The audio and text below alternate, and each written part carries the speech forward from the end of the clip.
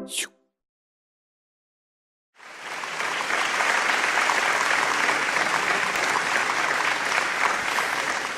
next speaker, so one of the other big complaints about technology is the loss of identities. So the fact that our online identities become projections of ourselves and we become slaves of them because they take a lot of time to maintain, and it's a lot of like fake relationships, part of it at least.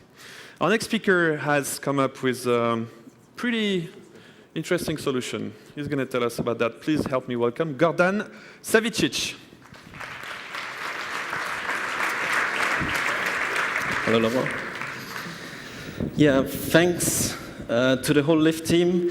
I think we will have 3 amazing days in front of us. And I'm going to talk about, oh yeah, thank you, about Digital Web 2.0 suicide and what I mean by that. And I would like to raise this question first. Have you ever thought of where basically you pile up all the things you put on your wall, all the pictures you upload on Facebook, Twitter, etc. And I have an answer to that, maybe. This is one of the data centers by Facebook. It's basically located in Prineville, Oregon. And it's a huge warehouse where Facebook hosts many servers. And architecturally, it's quite interesting. It's not only a warehouse, but it's basically a manifestation of identities, of virtual identities, but also a physical manifestation of server racks. It consumes lots of energy. It needs to be protected from natural catastrophes, so it's an earthquake-proof surrounding. And conceptually, what Facebook, in my perspective, is, it's not only, well, this physical manifestation, but also conceptually it's this, a centralized architecture. And we will see here the panopticon, which I use as a reference. Basically, what Facebook is between my friends and me is a sort of man in the middle. Like every communication, every picture I upload, every message we communicate through is processed, passed through Facebook. And socialists actually claim that usually persons have around, as an average, 150 friends. That's kind of a normal number. So I don't know how many friends you have on Facebook, but they might be more. And if I take a look at my friend list, then I started noticing that not all those people, they are not really my friends. They might be my business contacts. They might be people you meet, you know, in a bar. They're random persons. They're institutions. So what they actually project is this sort of an avatar image. And as we know from the Buddhistic tradition, an avatar is basically a reincarnation onto Earth. So basically, we could think of these Facebook avatars as a reincarnation, this weird, mirrored, blurry image of an identity. So basically, we are creating more or less, I would say, like a virtual blurred image of ourselves.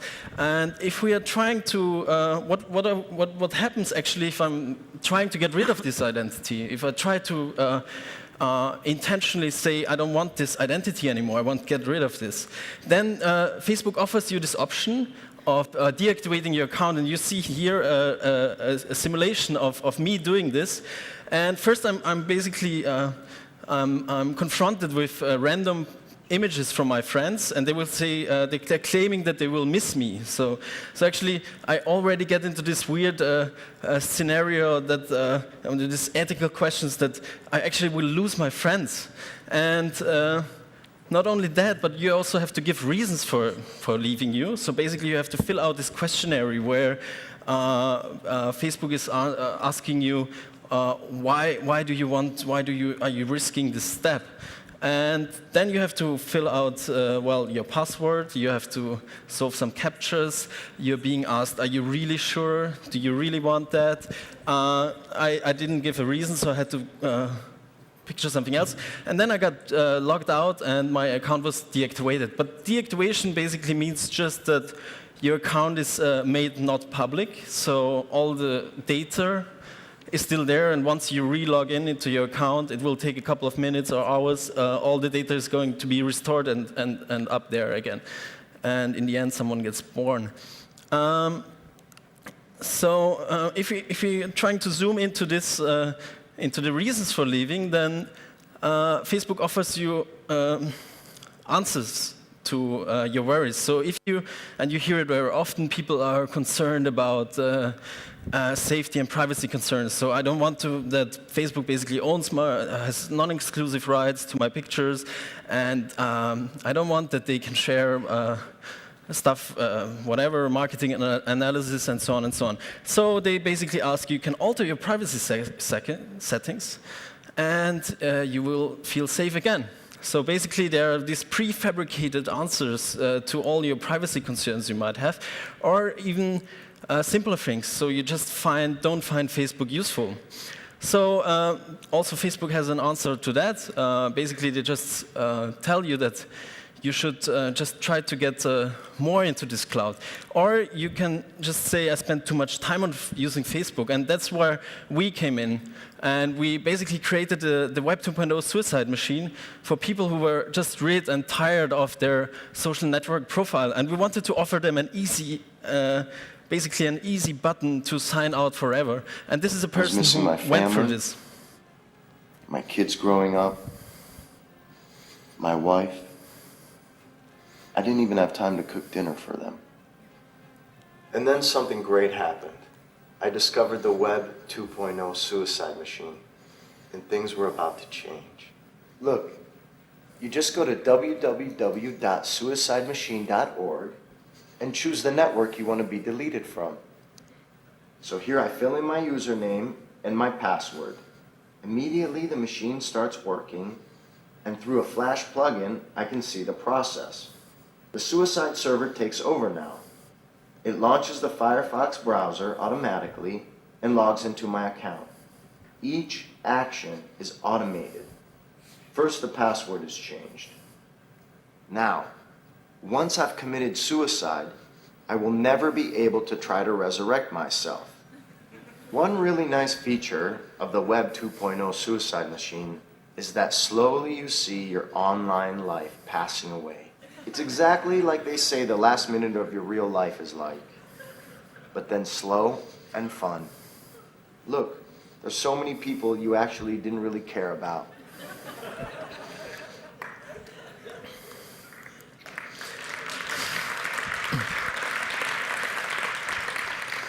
So we can see that also not only liking and getting connected are basically becoming memes, but also basically the anti-position to it, the anti-attitude, like unfriending, became so popular that it became even the word of the year in 2009.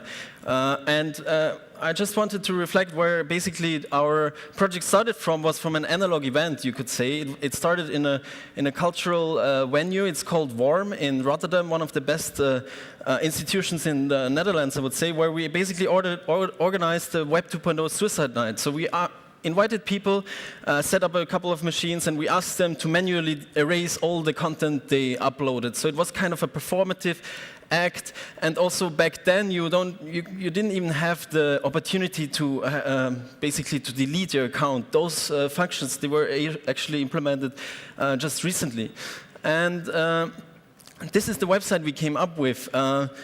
We shamelessly made use of all the Web 2.0 design paradigms you can think of. So we have a mirrored font, we have a bevel embossed logo, of course we have round corners, and we have really catchy titles. Also the title of the project itself was really catchy, and we promise open, smart, and 100% satisfaction. We also had a memorial page for those people who decided to leave, to sign out forever. And funny enough, Jasmine, she lost 25,000 friends on MySpace.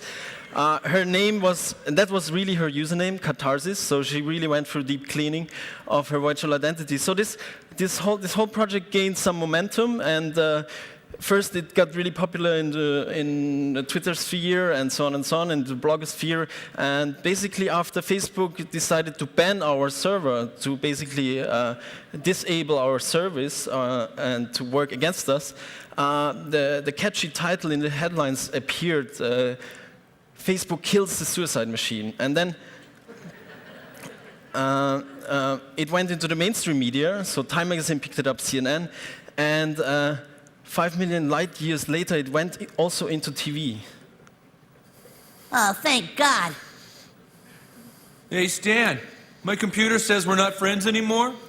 My Facebook profile went rogue, Dad. Had to go into the circuitry and do battle with it. I sent all my friends somewhere else. Oh, okay. So we're not friends then? Off, Dad.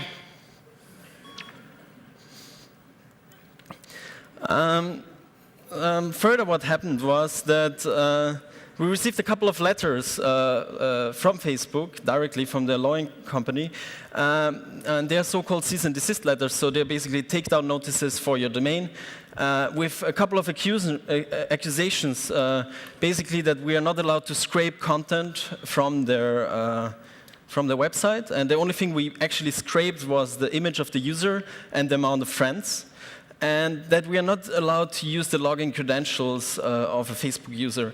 And as you can see, our actor, or our impersonator of the project, he went to consult a lawyer as well. And we asked our lawyer, so what is true about this? Like, how can we basically answer and communicate with those guys? And by accident, our lawyer has some similarities to Michel Foucault. And he just said, yeah, but actually, we never agreed to the terms of service. So we were actually never agreeing that we will not scrape content from their service. But it's actually the users who are violating against the terms of service, since they actually, by agreeing to the terms of service, said that they will never give away their username or password to any third party. And technically, Facebook, not only that they blocked our IP, we could actually quite easily reroute that through proxy servers. They changed, they implemented many new functionalities while you are logging in. So it already detects that if you're logging in from a different machine, different IP address, different operating system, you have to basically answer a couple of questions. You have to solve captchas.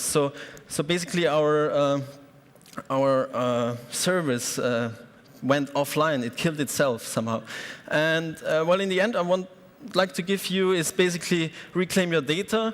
Why I'm showing this picture is that actually you can just like a small group of people and a small little website can cause enough turbulences or noise into huge global players by simply like raising awareness of the social political implications you get while using services like Facebook and Twitter and so on. And finally, we received, of course, millions of emails from users, people who tried the service, who were not satisfied with it, who were satisfied with it.